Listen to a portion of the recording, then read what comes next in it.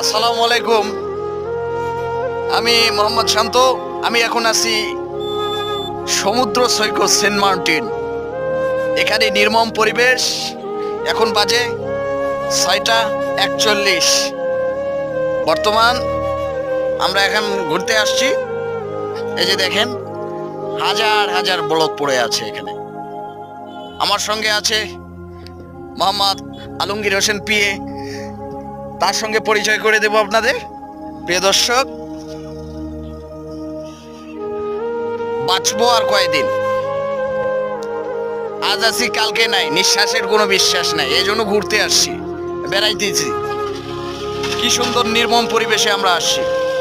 এটা হচ্ছে আলমগীর, আমার বোনের হাজব্যান্ড।